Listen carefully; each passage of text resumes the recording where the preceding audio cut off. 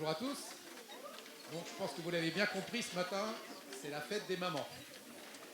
Et c'est vrai que la vie des mamans, c'est une vie qui est remplie de joie, de surprises, mais aussi de défis. Et c'est vrai qu'elles font face à de nombreuses difficultés. Et c'est pour ça que ce matin, on a invité 4 mamans qui sont parmi nous, donc je vous demande de bien les applaudir.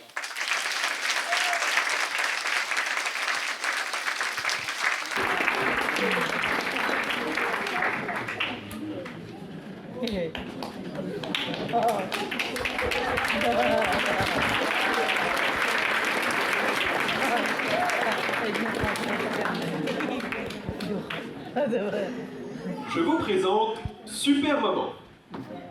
Bonjour, moi c'est Super Maman. Alors on m'appelle comme ça parce que à la maison, tout est organisé, rangé et même étiqueté. Le planning des enfants, les règles de la maison et les repas de la semaine, eh bien tout est sous contrôle. Et en plus, les repas, ils sont sains et équilibrés. Les écrans sont limités et il y a les activités extrascolaires. Donc tout est bien pensé pour mes petits chéris.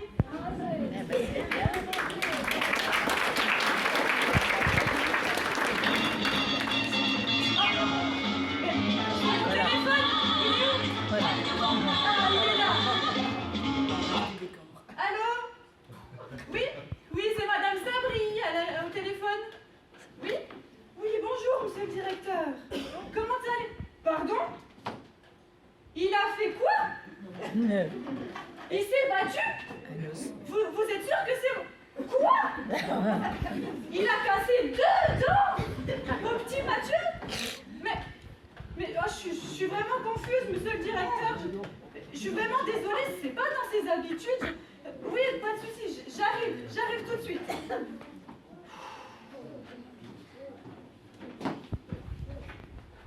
Ah, c'est pas possible tout ça, hein. Y a rien qui va aller, hein, c'est pas possible, hein. Ah, je sais plus quoi faire, moi. La dure réalité de la vie nous apprend que, malgré toute notre bonne volonté et tous nos efforts, les mamans parfaites n'existent pas. Et les enfants parfaits non plus. Les yeux cernés, voici Maman court partout. Bonjour les enfants, vous avez bien dormi? Non mais c'est quoi ce bazar? Vous laissez les vêtements traîner partout, c'est pas possible, même sur le baffle. C'est quoi ça? Oh là là, vous savez plus où se trouve le pauvre à linge sale? Oh, c'est incroyable ça. Maman, il y a plus de dentifrice. Et ben je me laverai pas les dents. Maman, j'ai perdu mon doudou. Maman, Nicolas vient de me taper. Maman, il y a Tim qui pleure et j'ai oublié d'apprendre ma poésie. Les enfants, ça suffit. Je peux vous entendre, mais c'est pas possible. Vous me fatiguez à la fin, j'en peux plus. Stop, stop. Maman est épuisée. C'est incroyable ça. Entre les lessives, les repas, les allers-retours, Maman court partout, finit par être à bout. Une fatigue intense commence à lui coller à la peau. Alors là, franchement, je suis épuisée. Je crois que je vais craquer là. J'en peux plus. J'en peux plus de ces enfants. Il me faut vraiment des vacances. Je vais partir un peu en vacances sans les enfants surtout.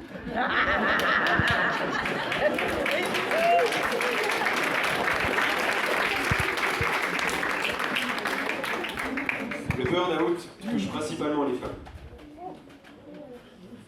Un peu énervé, car sa perceuse ne marche pas, voici Maman Solo. Chers auditeurs et auditrices de France Bleu Besançon, bonjour. Ici, votre journaliste préféré, Aurélien Le Fouineur, le Zlatan, en toute modestie, du reportage radiophonique. Aujourd'hui, nous vous accueillons pour votre émission hebdomadaire Vie ma vie, si t'en es cap. Cette semaine, nous vous avons concocté, avec toute l'équipe de rédaction et moi-même, un numéro en tout point exceptionnel. on va parler d'une thématique, d'un sujet brûlant, à savoir les familles monoparentales. Vous le savez peut-être, en France, une famille sur 4 est monoparentale, c'est-à-dire qu'il y a un papa ou une maman qui élève seul ses enfants. Et parmi ces familles, eh bien, 85% sont constituées d'une maman qui élève seule ses enfants. Et nous avons aujourd'hui une chance exceptionnelle, c'est que nous allons pouvoir nous rendre au domicile de l'une d'entre elles. Mesdames et messieurs, chers auditeurs et auditrices, nous allons faire connaissance avec un personnage haut en couleur. Ce personnage, c'est Madame... Ah, il n'y a plus de son. Je vais continuer comme ça. Je suis journaliste, c'est normal. Ce personnage, donc, disais-je... Ah, voilà, merci Philippe de la régie. Merci. Trop bien. Vous avez vu France Bleu Besançon, toujours réactif. Alors, je continue donc mon explication en vous disant que nous avons affaire à Madame Geneviève Solo, qui habite rue des Muguets, ça ne s'invente pas, dans le quartier de Palante. Et Madame Solo a un gros problème parce qu'elle a une perceuse qui ne perce pas, qui ne fait que visser. En fait, elle est allée dans un grande enseigne qui s'appelle la Fouille-Foire, où là, elle a trouvé une perceuse pour un prix très attractif. Mais si le prix est attractif, le résultat est catastrophique. Sa perceuse visse, mais ne perce pas. Alors vous allez me dire, comment une personne aussi expérimentée que Madame Solo ait pu se faire rouler dans d'aussi grande largeur? Eh bien, chères auditrices et auditeurs, c'est un mystère. C'est un mystère, mais comme auraient dit de célèbres inconnus, ceci ne nous regarde pas. Et donc, là, je vais vous raconter la scène. J'ai en visuel Madame Solo Genier. Pardon, c'est Marguerite. Et Madame Solo Marguerite a tout d'abord le regard noir. Le regard noir. Là, vous dites Darvador à côté, c'est un petit client. Hein. Et là, la pupille dilatée. Là, ça, c'est de la dilatation, hein, ça dilatation. Et elle a le verbe haut. Cause toujours, tu m'intéresses. Ouais, vous voulez parler du vendeur, vous savez, le fameux vendeur. Si elle le voyait, le vendeur de la Fouille-Foire en ce moment, je peux vous garantir que cet homme, eh ben, il passerait un sale quart d'heure. Ou plutôt, il finirait dans le réfrigérateur, à côté, dans le bac à légumes, à côté des tomates, des concombres et des radis. Si je te laisse celui-là... Ouais, alors... Eh ben, il fera pas long feu, hein. Eh bien, écoutez, je ne voudrais pas prolonger au-delà du raisonnable ce suspense, parce qu'il est déjà à son comble, et je m'approche d'un pas alerte. Subrepticement de l'héroïne du jour, Madame Solo Marguerite. Merci, Madame Solo, de nous recevoir ici en direct de l'émission Vie, ma vie, si tant des caps. Alors, Madame Solo, la question qui me brûle les lèvres, et c'est de tous les auditrices et tous les auditeurs de France Bleu Besançon, la suivante. Déjà, tout d'abord, comment allez-vous? C'est compliqué. C'est lumineux comme réponse. Et comme c'est lumineux, je veux poursuivre mon investigation journalistique. Madame Solo, je contextualise les choses. Vous êtes une maman. Vous devez gérer toute seule 5 enfants, 4 enfants à la maison. J'en ai rajouté un, pardon. À la maison. Et qui mieux que vous peut nous dire combien est difficile la gestion quotidienne d'une famille monoparentale? Alors, Madame Solo, je crois que vous êtes la mieux placée pour nous répondre. Dites-nous ce que vous avez sur le cœur. Allez-y, livrez-vous. Les auditeurs sont impatients de connaître votre argumentation. C'est compliqué. Quelle profondeur. Profondeur de propos extraordinaire. Je vous remercie vraiment, Madame Solo, et je ne voudrais pas être trop intrusif. C'est pas du tout le genre de la maison. Je m'appelle Aurélien Le Fouineur, c'est pas mon style. Mais je ne voudrais pas être intrusif, mais je voudrais savoir, nous aimerions savoir, comment, à l'heure actuelle, vont vos 4 enfants? Compliqué. C'est compliqué. compliqué. C'est compliqué. Merci Madame Solo, vous avez tout dit, c'est très synthétique ce que vous avez dit. Hein. Je crois qu'on ne peut pas être plus synthétique. Hein. Et en même temps, c'est très complet. Vraiment, bravo Madame Solo pour nous avoir accordé ce temps. Et bon courage avec votre perceuse. Parce que visiblement, il va vous falloir du courage. Sinon, il y a des vrais magasins qui existent chez Castorama. Vous savez, chez Castor, il y a tout ce qu'il faut, outils et matériaux, même des perceuses, Madame Solo. Voilà. Et merci beaucoup pour votre accueil, vraiment très chaleureux.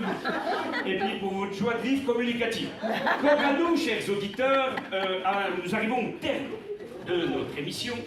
Mais avant, je voudrais vous dire deux choses importantes. La première chose, vous avez retenu avec quelle acuité, quelle profondeur le message que nous a délivré Madame Solo, à savoir, vous l'avez bien retenu, c'est compliqué. Voilà, je vous dis bravo, vous êtes formidables. Et quant à moi, je vous donne rendez-vous à la semaine prochaine pour notre dernière émission de la saison qui sera consacrée à comment remplir sa déclaration d'impôt sans se planter. Et ça aussi, c'est compliqué. Bravo à vous, les auditeurs. Les France Bleu Besançon ici, Aurélien Le Fouineur. À vous, les studios. Comme vous l'avez compris, je fais tout le temps, et toute seule. Et c'est compliqué.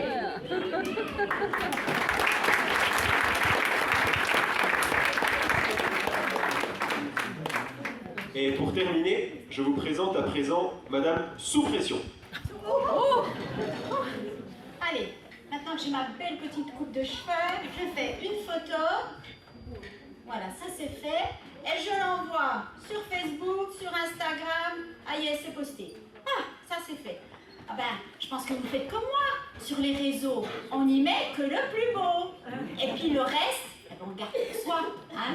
J'allais pas mettre une photo de moi quand je me lève le matin. Hein. Du coup, sur les réseaux, le niveau, il est très élevé. Réussite, réussite, réussite. Et du coup, des fois, t'as la petite voix de la comparaison qui vient vers toi et puis qui te dit t'as vu? Si tu réussis pas, hein, elle vient vers toi et elle te dit t'as vu? T'as vu les autres? T'es nul! Honte à toi! Tais-toi! Alors moi, je suis une maman. Alors quand t'es maman, t'as une pression, enfin moi je l'ai, hein, t'as une pression. D'abord, de 1, faut que ta maison, elle soit toujours nickel. De 2, faut aller au travail, parce qu'il faut bien payer les factures en même temps. Et de 3, faut avoir des enfants parfaits. Vous savez, ceux qui réussissent, genre les premiers de la classe, ceux qui réussissent dans la vie. Et si c'est pas le cas, hein, alors tu as de la petite voix de la culpabilité qui vient vers toi et puis qui te dit qu'est-ce que tu as fait? Ou à l'inverse, mais qu'est-ce que tu n'as pas fait? Et la voix de la culpabilité, eh ben, elle te donne toujours un billet gratuit, un aller simple à la Cité des Regrets. Alors là, il y a du monde, hein. C'est international. Hein. Bon, pour le coup, moi, j'ai deux enfants. Mais j'ose à peine le dire. Bon, je le dis parce qu'on est entre nous, vous le dites pas? Non. Alors, ben, ma fille de 6 ans, elle aime pas trop l'école. Ça commence bien. Et mon garçon, depuis le début de l'année, il est en soutien scolaire. Systématiquement, il est en soutien. Ça me met une pression. Bon, ben, là, je discute, c'est vrai, mais c'est l'heure, hein. C'est l'heure. Ouh, les enfants, venez vers maman, c'est l'heure. Ah, Léa, Paul. Non, Léa, c'est pas l'heure du goûter. Non, je suis désolée, c'est l'heure des devoirs. Hein? Et puis, non, vous arrêtez les grimaces, vous arrêtez de taper des pieds, c'est les devoirs, c'est tout. Hein? Et puis, je vous préviens, si ça se passe mal, eh ben, il n'y aura pas de goûter. Voilà.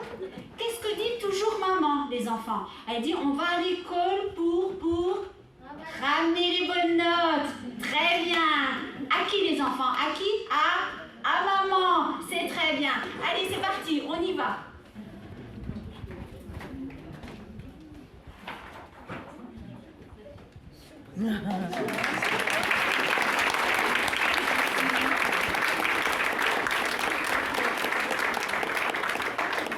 Alors oui, j'ai l'impression que la vie est une grande compétition.